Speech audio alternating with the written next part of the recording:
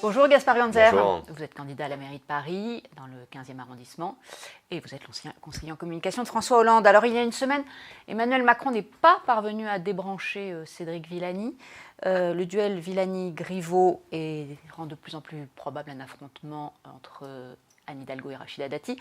Ce duel, vous voulez l'éviter, vous plaidez pour un grand rassemblement avec Griveaux, Villani, Béliard, mais vous prêchez un peu dans le désert, non ? Je pense que parfois il faut savoir prêcher, parfois dans le désert et surtout dans les rues de Paris, parce que je pense que cette situation n'est pas acceptable. Les Parisiens et les Parisiennes sont en train de se faire voler une élection par un duel en réalité qui correspond à une minorité des Parisiens. La majorité des Parisiens, plus de deux tiers veulent, plus de 60% veulent que Anne Hidalgo parte et surtout veulent construire une troisième voie. Alors c'est difficile de le faire, mais vous savez, moi je ne m'arrête jamais devant la difficulté et donc si je peux aider ces gens-là à se parler, ce serait une bonne chose. En tout cas, je regrette. Vous le faites comment ? J'essaie d'entretenir des relations avec les uns avec les autres, de parler avec tous. Vous parlez à tout le monde. J'ai mis mon petit casque bleu pour essayer de parler à tout le monde. C'est difficile parce que je sens qu'il y a du ressentiment aussi parfois personnel entre ces différentes personnes. Mais j'ai aussi le sentiment que sur le plan idéologique, sur la question de ce qu'on veut faire pour la vie quotidienne à Paris, sur le Grand Paris, l'écologie, on peut aussi avoir des lignes de convergence et j'y travaille. Les sondages vous créditent de 1%. Évidemment, n'est-il pas temps pour vous de montrer l'exemple et de commencer par vous-même vous rallier à un candidat mieux placé, on va dire. Je crois que la logique de ralliement, la logique de soumission presque, n'a pas vraiment de sens. On l'a vu, hein, il y a des candidats qui ont rallié d'autres candidats. Pierre-Yves Bournazel a rejoint Benjamin Griveaux, par exemple. Hugues Rançon a rejoint Cédric Villani. Ça n'a pas eu d'effet magique. Je crois qu'il faut sortir de cette logique de ralliement et plutôt travailler peut-être à des alliances, des grands rassemblements sur le fond, avec des changements importants de dispositifs, parce que si c'est simplement pour faire des petites additions, ça sera en réalité des soustractions. Moi, ce qui m'intéresse, c'est de parler de la propreté, de la sécurité, du logement, des transports et du Grand Paris, pas de savoir si Pierre, Paul ou Jacques reçoit Bertrand, Tatiana ou Jacqueline. Ces alliances, c'est encore possible d'ici le premier tour. Et les lignes peuvent encore bouger. J'espère qu'elles peuvent encore bouger, parce que là on voit bien que c'est la division qui l'emporte et c'est les Parisiens qui vont se faire voler cette élection. Les dépôts des listes, c'est le 27 février. L'élection a lieu le 15 mars. Mais vous savez, soit il y a un miracle qui se produit, et ça sera tant mieux, soit sinon il y aura des convergences au deuxième tour et au troisième tour, parce que c'est une élection dans laquelle on vote 2 fois, et puis après au troisième tour on élit le maire de Paris au Conseil de Paris. Benjamin Griveaux a tenté de fendre l'armure, c'était lundi dernier lors d'un meeting à Bobino. Alors vous, le conseiller en communication, vous trouvez qu'il a été convaincant ? Écoutez, je n'ai pas écouté son discours en direct, donc j'en ai vu simplement les reprises qui ont été faites par les journaux eux-mêmes. Je pense que c'est toujours bien de donner sa part de vérité. Ce n'est pas le premier à essayer de le faire d'ailleurs, et j'invite tous les candidats à être authentiques et sincères, parce qu'il n'y a que ça qui compte. Mais plus que les mots, ce qui compte, ce sont les actes, quoi. Les décisions que l'on prend et ce qu'on en propose. C'est là qu'on juge la sincérité. Les actes, justement, en tout cas les propositions. La proposition qu'il émet d'un apport de 100 000 € pour les classes moyennes qui veulent acheter un logement à Paris, réaliste ? Alors vous savez, tout ce qui va dans le sens d'aider les Parisiens à se loger va dans le bon sens, hein, parce que les prix ont explosé, les gens n'arrivent plus à se loger, ce sont les familles de classe moyenne notamment qui doivent fuir la ville. Moi, tous mes amis qui ont grandi avec moi dans le 15e arrondissement, ils ont quitté aujourd'hui Paris parce qu'ils ne peuvent pas s'y loger.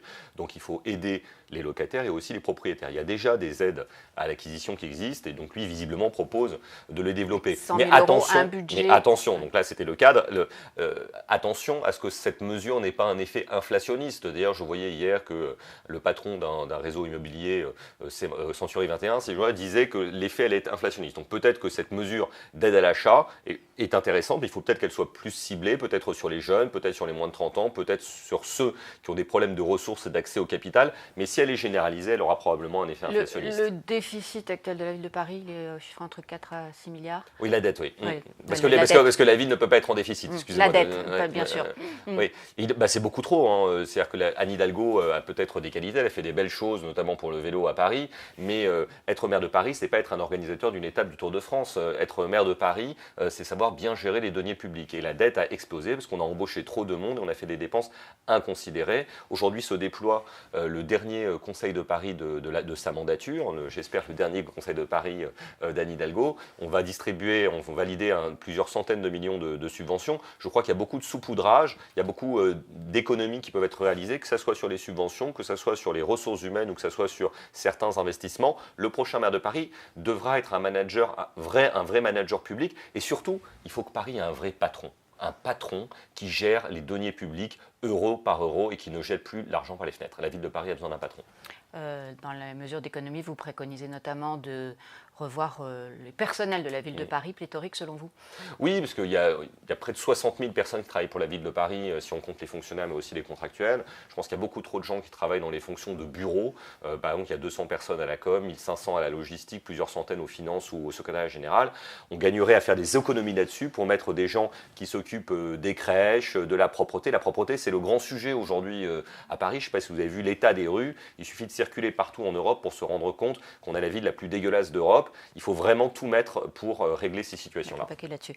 Autre proposition choc de Benjamin Griveaux, cette idée de déplacer la gare de l'Est et de transformer l'actuelle gare en Central Park.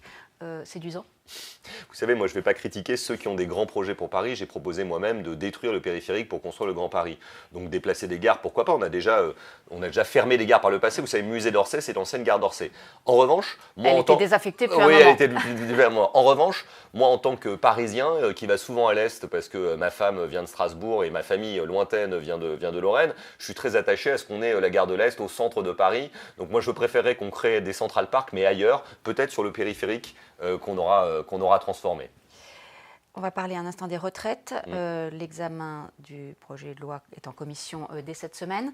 22 000 amendements, dont plus de 19 000 déposés par la France Insoumise. C'est de l'obstruction? Ça fait partie du jeu, mais je regrette une forme de piraterie parlementaire. Le gouvernement n'a pas été parfait, bien évidemment, puisqu'il a tardé à engager le dialogue.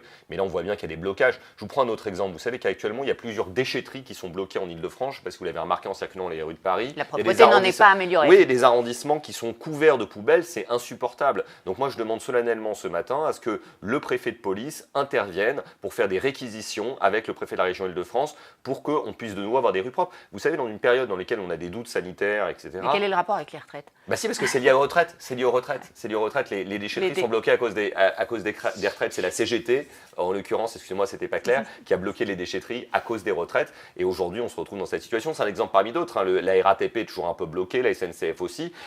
On en a marre, ça fait 2 mois et demi qu'on est dans cette situation. Franchement, il faudrait qu'on retrouve de l'apaisement. Maintenant que le jeu parlementaire commence, qu'on puisse discuter. Mais de la piraterie, vous dites?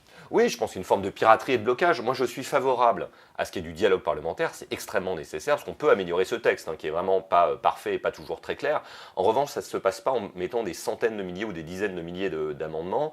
Moi, j'ai souvent eu l'honneur, quand je travaillais au ministère des Affaires sociales au début de ma carrière, au ministère de la Culture au début de ma carrière, d'être aux côtés d'un gouvernement quand il s'agissait de défendre des textes. Les discussions parlementaires sereines, elles se passent quand on peut discuter sur le fond des amendements, mais pas quand on propose par milliers d'amendements de supprimer des alinéas, comme le fait l'opposition, ou une partie de l'opposition en tout cas. Dernier point, Édouard Philippe est candidat au Havre. La règle, c'est qu'en principe, quand on est tête de liste et qu'on est élu, on est maire. Là, ça ne sera pas le cas. Vous trouvez ça normal? Non, je ne trouve pas ça normal. Je pense que le Premier ministre, qui est quelqu'un qui a par ailleurs des valeurs républicaines, ça a été mon prof à Sciences Po il y a quelques années, je le connais bien. Là, je trouve qu'il pousse le bouchon, quoi. Donc, tu pousses un peu trop le bouchon, Philippe. Et donc, je vous conseille, monsieur le Premier ministre, de choisir. Soit vous êtes candidat à la mairie du Havre, et dans ce cas-là, vous démissionnez de Matignon, parce que je crois qu'il y a du boulot à Matignon. Soit vous consacrez à la tâche gouvernementale, et dans ce cas-là, vous ne pouvez pas être candidat au Havre. Pareil pour Gérald Darmanin à Roubaix. C'est pareil pour tous. Je pense qu'être membre du gouvernement, être Premier ministre, c'est un job à temps plein. Je crois qu'il y a beaucoup à faire aujourd'hui dans notre pays, entre la grève des urgences, la réforme des retraites, les problèmes de sécurité dans notre pays. Et on attend à ce qu'on ait des ministres qui, chacun à leur poste, s'y consacrent totalement. Un jour, j'entendais qu'Agnès Buzyn envisageait d'être candidate au municipal à Paris dans un arrondissement. Je trouve que ça n'a aucun sens. Elle doit s'occuper du coronavirus, elle doit s'occuper de la grève des urgences, tout comme Édouard Philippe doit s'occuper de notre pays, qui a beaucoup à faire et qui a besoin de lui. Merci Gaspard Ganzer. Merci à vous.